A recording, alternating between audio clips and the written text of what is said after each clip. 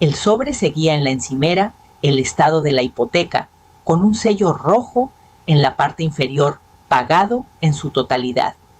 Lo había dejado ahí, como trofeo, un recordatorio de cada noche larga, de cada peso estirado hasta que se rompía. 40 años de trabajo y por fin la casa era mía. Esa noche preparé café y puse una comida sencilla. Era solo una pequeña reunión, mi hijo Tadeo, su esposa Romina y sus 2 pequeños. Esperaba un momento de orgullo, tal vez hasta un brindis.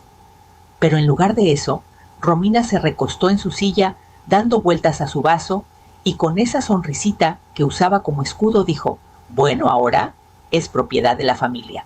Pronto nos mudaremos aquí». Sus palabras cayeron como piedra en un estanque, haciendo ondas en mi pecho. Miré a Tadeo, esperando que se riera, que dijera que era broma, pero solo asintió con la mirada baja, como si la decisión ya estuviera tomada sin contar conmigo.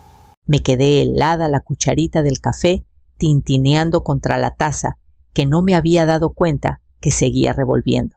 Por un instante pensé que había oído mal, pero el tono de Romina no dejaba lugar a dudas. Estaba reclamando su parte ahí mismo en mi mesa, en la casa por la que había luchado con uñas y dientes. Esta casa no era solo ladrillos y madera, era donde mi esposo y yo construimos nuestra vida, donde arropé a Tadeo cuando era pequeño, donde cociné en una estufa que traqueteaba en los años más duros. Cada rincón cargaba sacrificio, recuerdos y amor. Y ahora, en lugar de felicitaciones, lo único que escuché fue exigencia. Romina siguió hablando, ya planeando qué cuartos tomarían los niños, cómo modernizarían el piso de arriba. Tadeo no dijo nada, solo dejó que sus palabras cayeran como si fueran ley. Me quedé quieta con las manos alrededor de una taza que ya se había enfriado. La traición cortó hondo, pero mantuve la cara serena. Las palabras podían esperar. Por ahora, el silencio era más fuerte. Recogí los platos en silencio.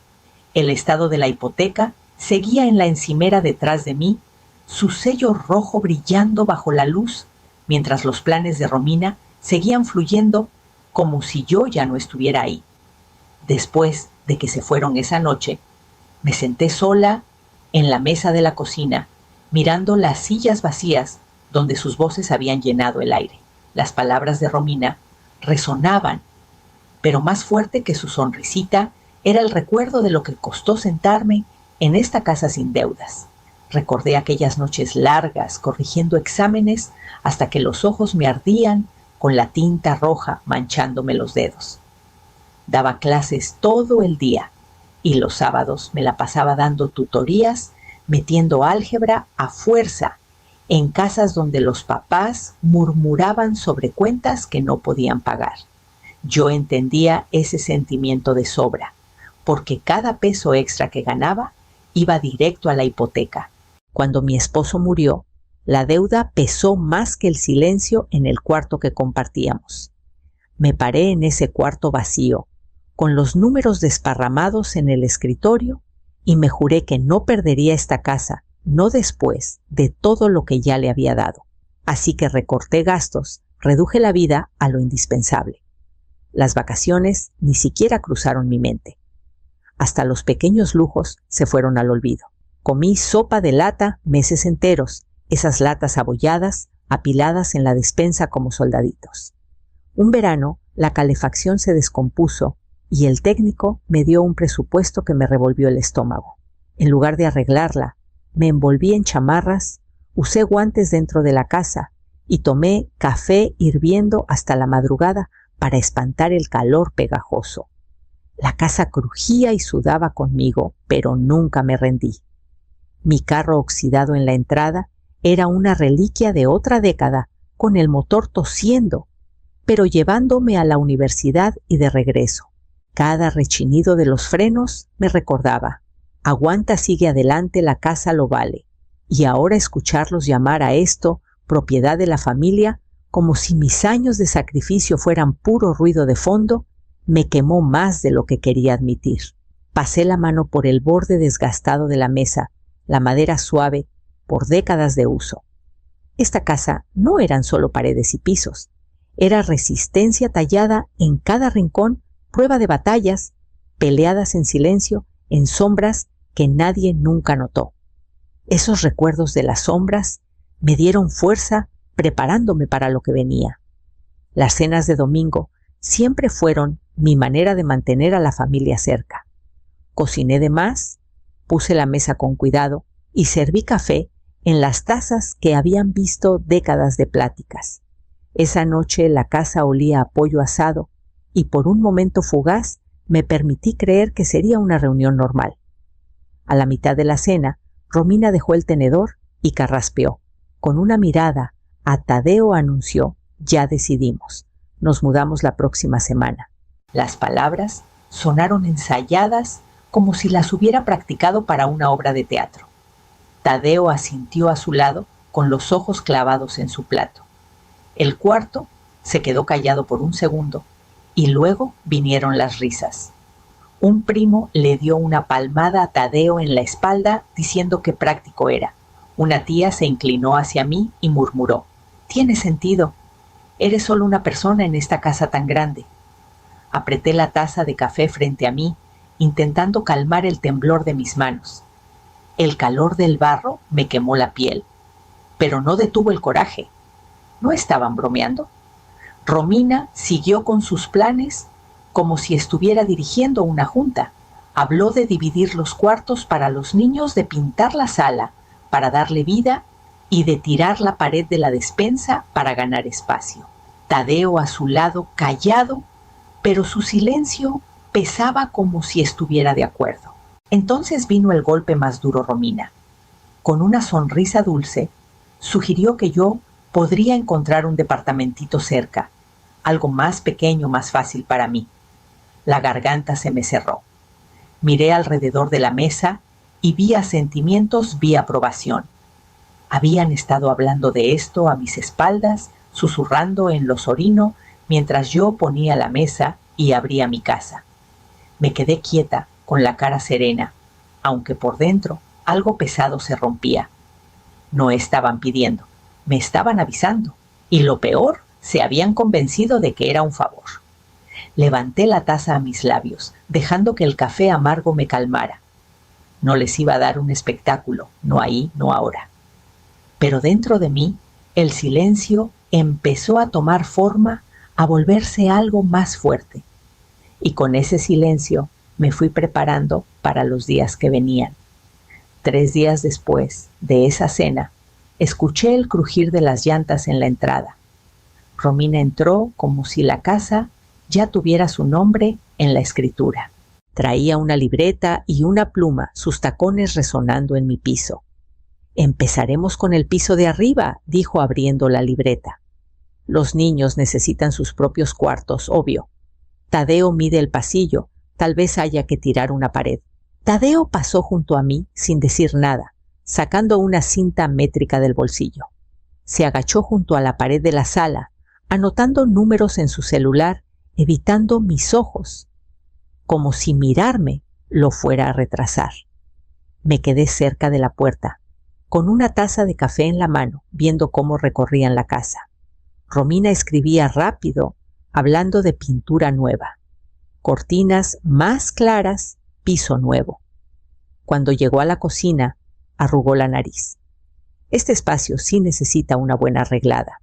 O sea, todavía parece de los 70. No te preocupes, lo vamos a renovar todo. Se rió y Tadeo esbozó una sonrisa leve, pero ninguno me miró para ver si me hacía gracia. Ni siquiera preguntaron.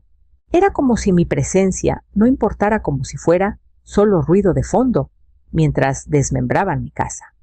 Intenté hablar una vez. «Me gusta cómo está», dije bajito, pero firme. Romina no detuvo la pluma. «Claro que sí», respondió con tono despectivo, «pero luego nos lo vas a agradecer». La humillación dolió más que si me hubieran gritado. No estaban peleando conmigo, ni siquiera me estaban tomando en cuenta. En sus ojos yo ya había sido reemplazada. Me retiré a un rincón de la cocina. aferrando mi taza, escuchando el sonido de sus planes. Cada palabra astillaba las paredes de esta casa que había sostenido con sacrificio. Cuando por fin se fueron con la libreta bajo el brazo de Romina y Tadeo, sin mirarme, me quedé en la mesa mucho después de que cerraran la puerta. La casa se sentía más pequeña e invadida, como si sus planes ya hubieran echado raíces en las paredes. Pero el silencio que se asentó después traía algo más determinación. Esa noche, después de que el eco de sus voces se desvaneció de las paredes, me senté sola en mi escritorio. El silencio era pesado, pero no insoportable.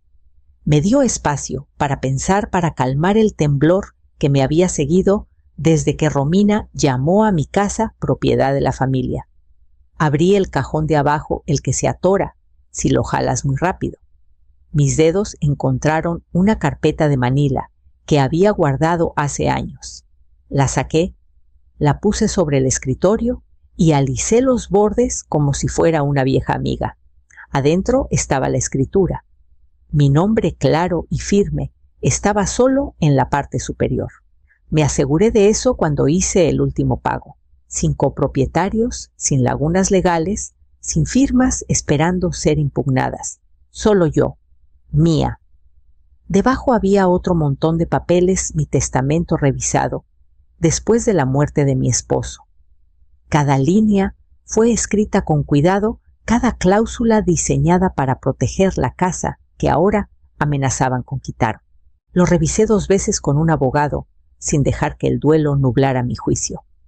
Me serví una taza de café y dejé que el vapor me diera en la cara, respirando despacio, dejando que el calor amargo me recordara que seguía teniendo el control.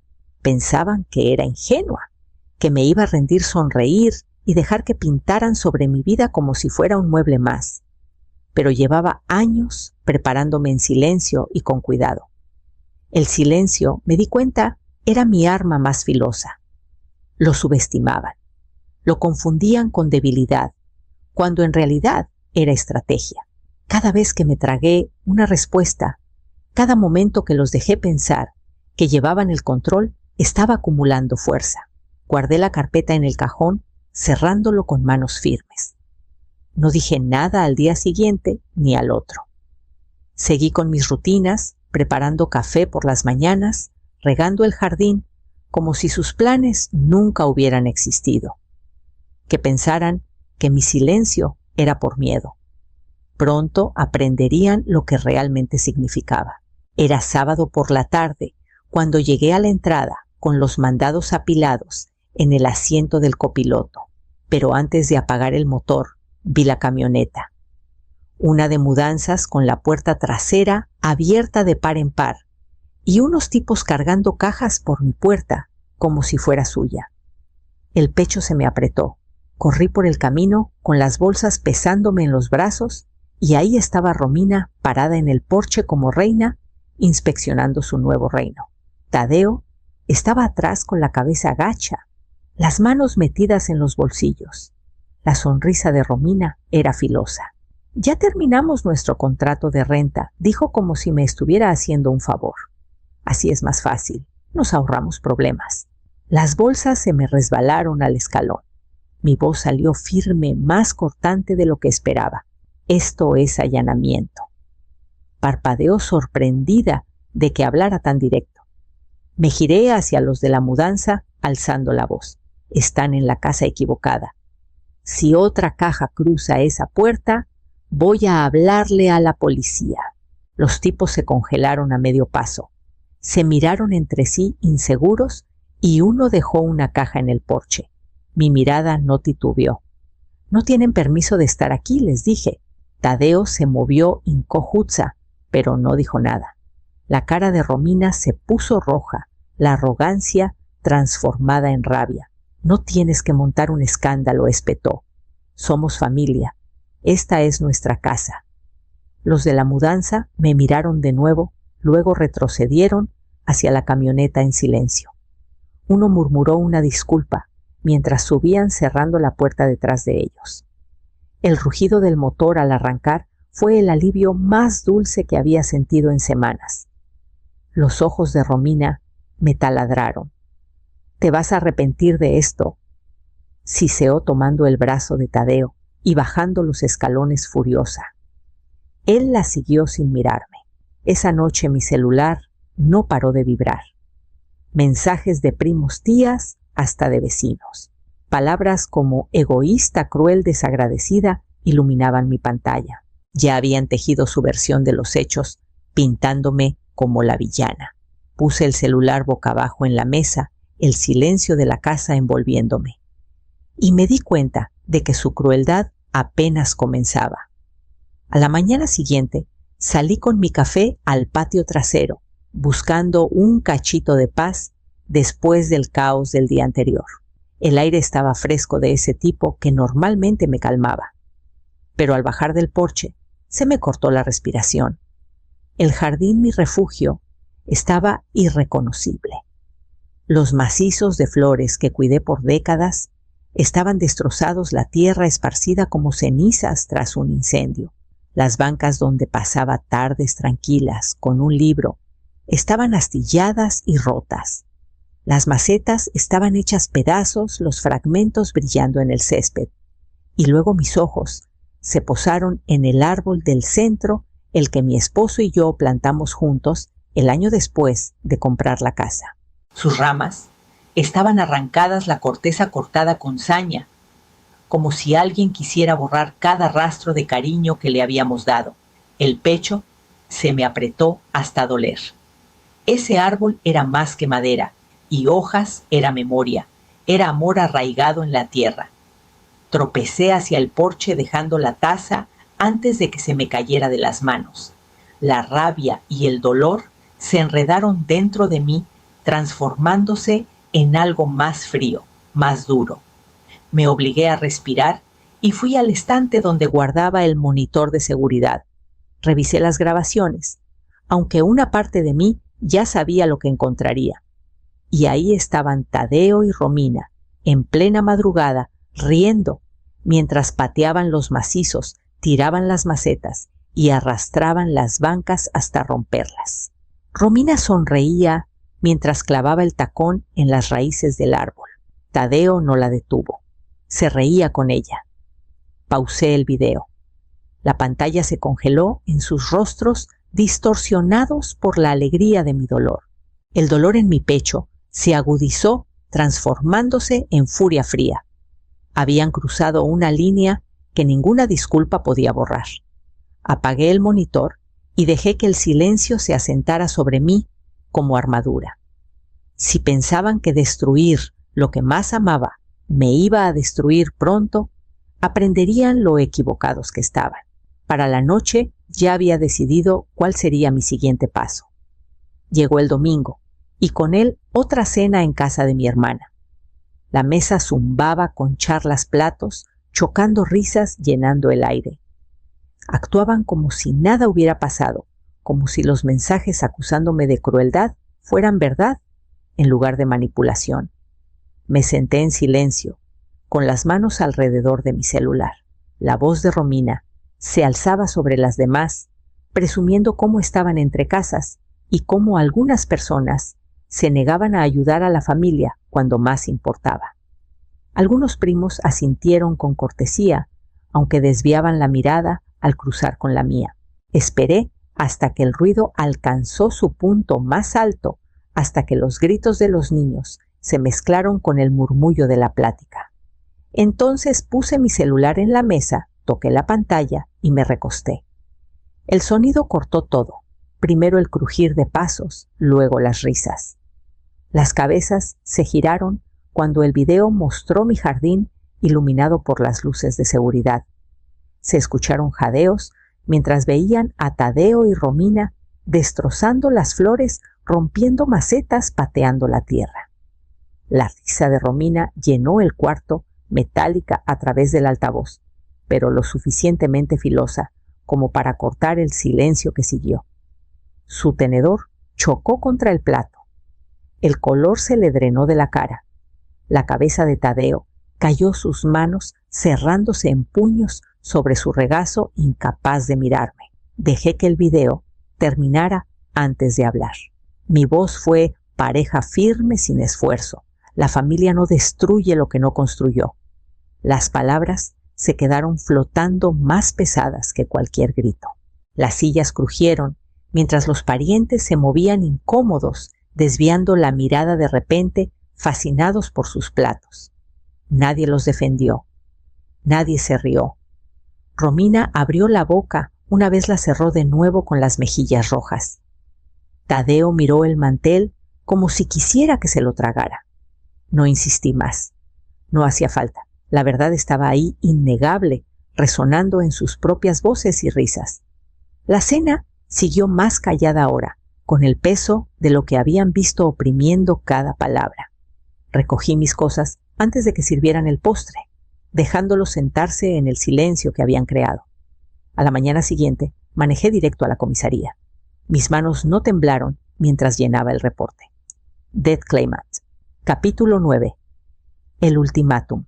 A la mañana siguiente manejé directo a la comisaría. Mis manos no temblaron mientras llenaba el reporte. Detallé cada maceta rota, cada flor pisoteada, cada banca destrozada, adjuntando las imágenes fijas del video de seguridad como evidencia. El bolígrafo del oficial rayaba el formulario con firmeza, y cuando me entregó una copia sellada, sentí que un pequeño peso se levantaba de mi pecho. De regreso en casa, metí el reporte en la misma carpeta donde guardaba la escritura y mi testamento. Luego, escribí una carta breve, dirigida a Tadeo y Romina, sin rodeos, sin palabras de más, solo los hechos. Pagarán 150,000 pesos por los daños en una semana. Si no, la policía procederá con los Sharks. Incluí una copia del reporte y la metí en un sobre. Para la noche empezó la tormenta. Primero llegaron las súplicas mensajes de Tadeo, diciendo que no podían pagarlo llamadas de Romina, insistiendo en que la familia no se trataba así. Luego vinieron las amenazas susurros sobre llevarme a juicio, sobre cómo se asegurarían de que todos supieran qué tipo de madre era. No respondí. El silencio era mi respuesta. Pasaron los días. El quinto día llegó un sobre por correo. Adentro había un cheque por la cantidad completa, firmado con mano temblorosa.